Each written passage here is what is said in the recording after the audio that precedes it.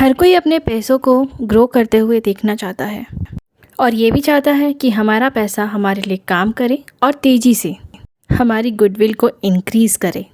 लेकिन एक बात कल बताइए, आप उसके लिए आपको थोड़ा सा रिस्क लेने का वो क्या कहते हैं, आप में वो गट्स है?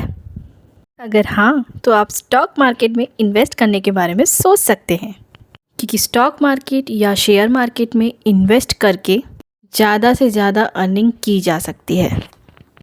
इसके ज़रिए आप अपने पसंदीदा कंपनी में पार्टनर बन सकते हैं। इसमें इन्वेस्ट करना वैसे काफ़ी आसान है, बस शुरुआत में बेसिक नॉलेज लेकर के इसे कभी भी शुरुआत किया जा सकता है। स्टॉक्स इन्वेस्टमेंट के ज़रिए आप लीगली टैक्स फ्री प्रॉफिट ले सकते हैं और इस स्टॉक मार्केट में एंजॉय करते हुए अपने वेल्थ को तेज़ी से बढ़ा सकते हैं। तो अब बताइए, क्या आप इंटरेस्टेड हैं स्टॉक मार्केट या शेयर मार्केट के बारे में जानने के लिए?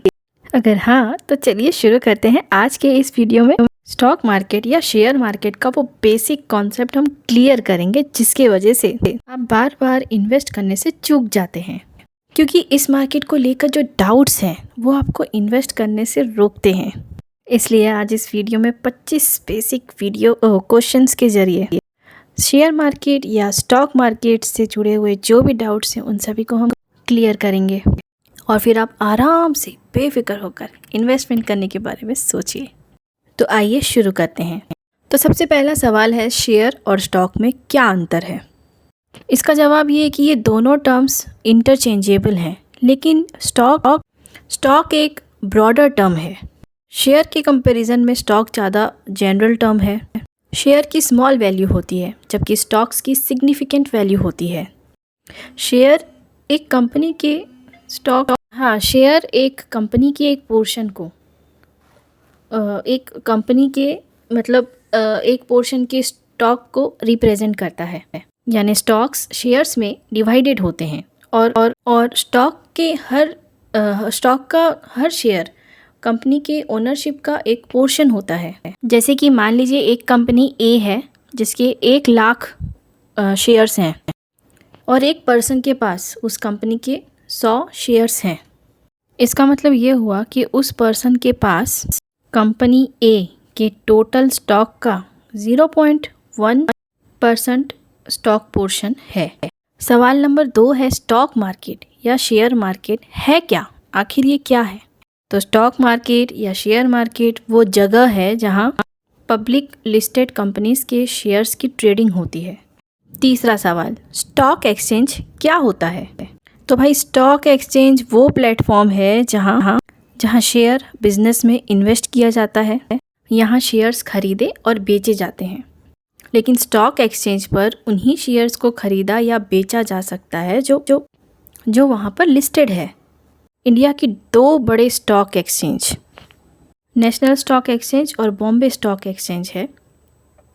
ये दोनों एक्सचेंजेस मुंबई में लोकेटेड है। अब सवाल नंबर 4 है, स्टॉक मार्केट और स्टॉक एक्सचेंज में क्या डिफरेंस है? तो stock market comparatively broad term है।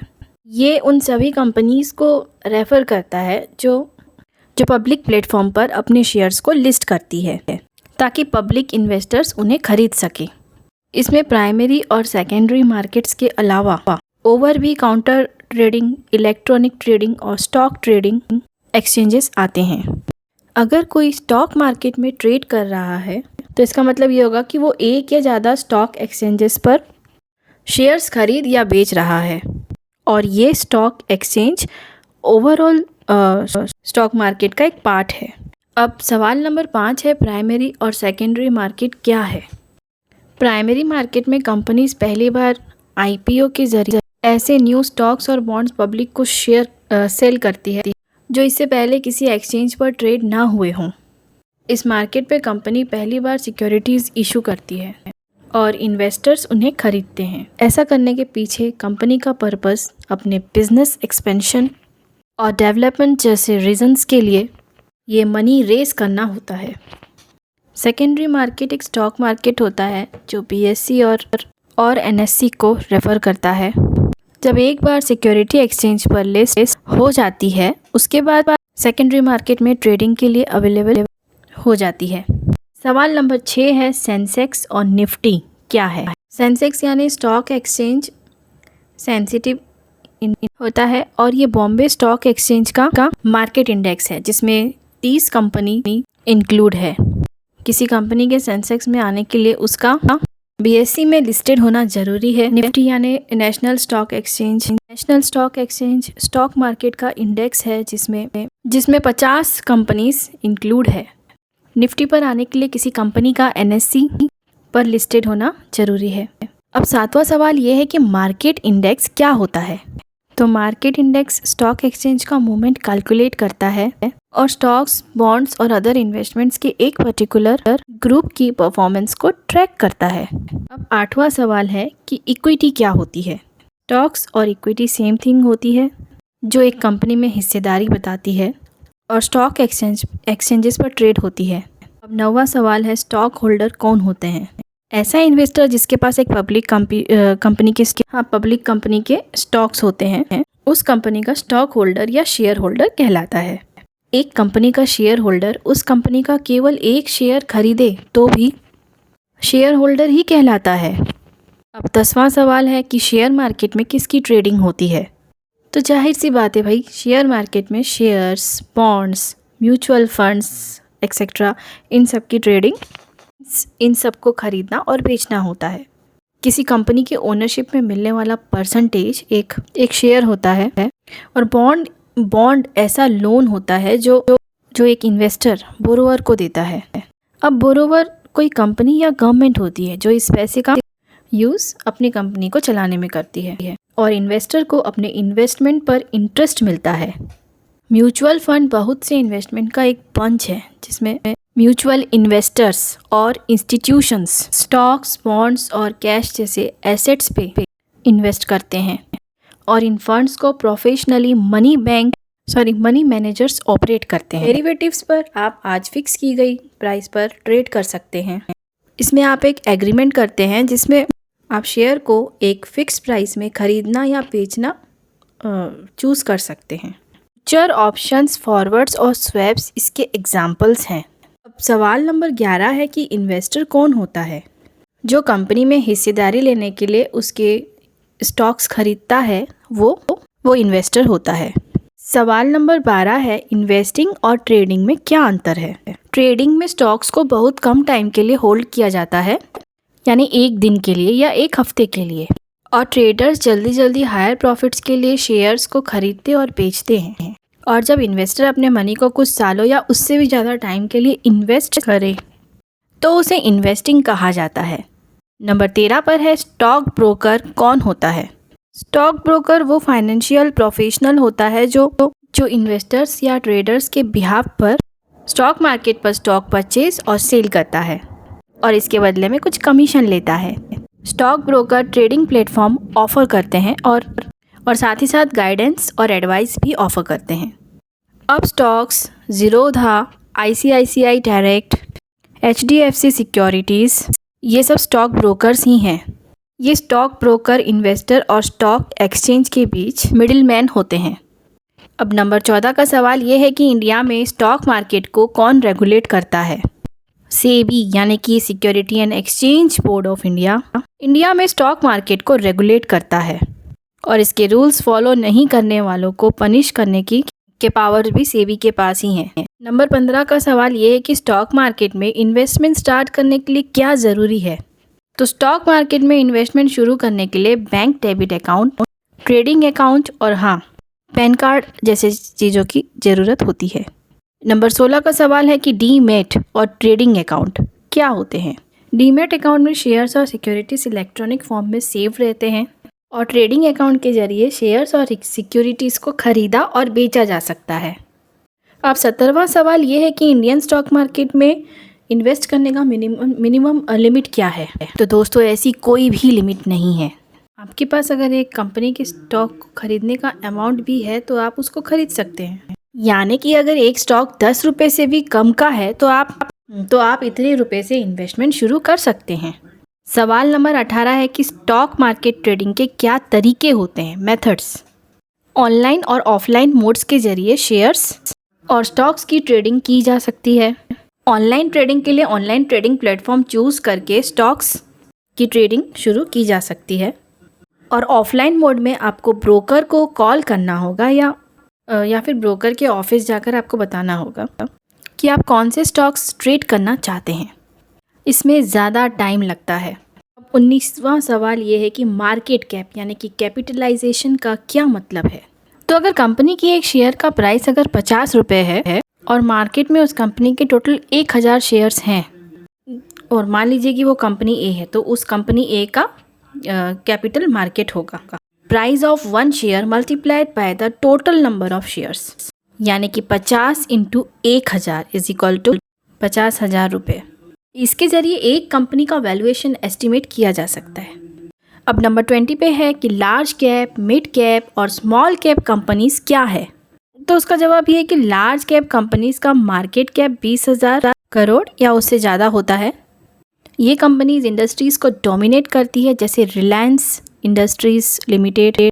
मिड कैप कंपनीज का मार्केट कैप 5,000 करोड़ से ज़्यादा लेकिन 20,000 करोड़ से कम होता है, जैसे LIC हाउसिंग फाइनेंस। और स्मॉल कैप कंपनीज का मार्केट कैप 5,000 करोड़ से कम होता है, जैसे कि हिंदुस्तान जिंक। अब सवाल नंबर 21 है कि लिक्विडिटी क्या होती है। इसका जवाब है कि एक एसेट को रीजनेबल प्राइस में क्विकली कैश में कन्वर्ट कर पाना लिक्विडिटी होती है। कैश एक लिक्विड एसेट होता है और स्टॉक्स और बॉन्ड्स भी, जबकि रियल एस्टेट और इक्विपमेंट नॉन लिक्विड एसेट है। स्टॉक लिक्विडिटी का मतलब होता है कि कितनी तेज़ी से एक स्टॉक के शेयर्स तेज़ी से खरीदे और बेचे जा सकते हैं और उसके प्राइस पर उसका कोई भी इम्पैक्ट ना पड़े। यानी अगर लिक्विडिटी हाई होती है तो स्टॉक्स खरीदना बेचना एकदम आसान है, और अगर लिक्विडिटी लो है तो शेयर सेल करना बहुत ज़्यादा डिफ़िकल्ट हो जाता है, जैसे कि जिससे काफ़ी बड़ी लॉस भी हो जाती है। अब सवाल नंबर 22 है कि बेयर मार्केट और बुल मार्केट क्या है। बेयर मार्केट उस फिगर को रेफरेंस करता है जहां प्राइस लगातार गिरते जाते हैं और उस कंडीशन में शेयर प्राइस कम से कम 20% तक गिर जाते हैं। इस टाइम में लो प्राइस पर ज़्यादा स्टॉक्स खरीदे जा सकते हैं। बुल मार्केट का मतलब स्टॉक्स का प्राइस बढ़ना होता है। इस कंडीशन में इन्वेस्टर अगर शुरुआत में बुल मार्केट के स्टॉक्स खरीद ले और फिर उसका प्राइस पीक पर पहुंचने पर स्टॉक्स को सेल करे तो प्रॉफिट अर्न कर सकता है। ये दोनों कंडीशंस कभी भी आ सकती हैं और ये एक दूसरे के ऑपोजिट होती हैं। बुल और बेयर मार्केट कई महीनों से कई सालों तक बने रह सकते हैं। अब सवाल नंबर 23 है कि स्टॉक प्राइसेस कम ज़्यादा कैसे होते हैं, यानी कि कैसे फ्लक्चुएट होते हैं। जब स्टॉक्स की डिमांड सप्लाई से ज़्यादा होती है तो प्राइस बढ़ता है, और जब स्टॉक्स की डिमांड सप्लाई से कम होती है तो प्राइस गिर जाता है। सवाल नंबर 24, स्टॉक मार्केट कैसे काम करता है। तो एक कंपनी IPO के जरिए प्राइमरी मार्केट में लिस्टेड होती है और इसके बाद शेयर सेकेंडरी मार्केट में डिस्ट्रीब्यूट होता है। इन्वेस्टर्स स्टॉक्स की ट्रेडिंग कर सकते हैं। स्टॉक एक्सचेंज पर लिस्टेड कंपनीज के स्टॉक्स को खरीदने या बेचने का काम स्टॉक ब्रोकर करते हैं। ब्रोकर आपके लिए शेयर्स और स्टॉक्स के ऑर्डर्स को पास करता है। स्टॉक एक्सचेंज उस सेम ऑर्डर के लिए सर्च करता है। सेलर और बायर मिलने के बाद ऑर्डर कंफर्म हो जाता है और ये सब ब्रोकर के थ्रू आपको पता चल जाता है। सेलिंग का ये प्रोसेस 2 या 3 डेज में पूरा होता है। इसका मतलब फिर आपके शेयर्स आपके डेबिट अकाउंट में 2 वर्किंग डेज में डिपॉजिट हो जाते हैं। अब है आखिरी 25 नंबर का सवाल, स्टॉक मार्केट में इन्वेस्ट करने के जो टिप्स हैं, 3 टिप्स, वो क्या हो सकते हैं। नंबर 1 है स्टॉक मार्केट की किसी भी कंपनी में इन्वेस्ट करने से पहले इन्वेस्टर के बारे में रिसर्च करना चाहिए और सफिशिएंट नॉलेज लेना चाहिए। नंबर 2 पर है स्टॉक इन्वेस्टमेंट के रिस्क फैक्टर को सोच समझ कर कैपिटल और इन्वेस्टमेंट गाइडलाइन के अकॉर्डिंग डिसाइड करना चाहिए और ओवर एक्साइटेड होने के बजाय स्टेबल माइंड से इन्वेस्टमेंट करना चाहिए। तो दोस्तों, इसी के साथ स्टॉक मार्केट से रिलेटेड 25 सवाल कंप्लीट हुए और इनके ज़रिए आपको स्टॉक मार्केट के बेसिक और उनसे जुड़े हुए छोटे छोटे जो भी डाउट्स हैं वो क्लियर तो हुए होंगे, ऐसे हम उम्मीद करते हैं। तो दोस्तों, वीडियो को अगर आपने ऑलरेडी लाइक कर दिया है तो शेयर करना तो बिल्कुल ही ना भूलें और अगर ऐसा कोई भी सवाल आपके मन में है तो इसे जल्द से जल्द लिख भेजिए कमेंट सेक्शन में। हम कोशिश करेंगे आपके हर डाउट्स, आपके हर सवालों का जवाब देने का, only on TK quick support पर। तो चलिए अब रखिए अपना बहुत सारा ख्याल, फिर हम मिलेंगे कुछ अच्छे से कंटेंट्स के साथ only on TK quick support पर। Till then bye bye.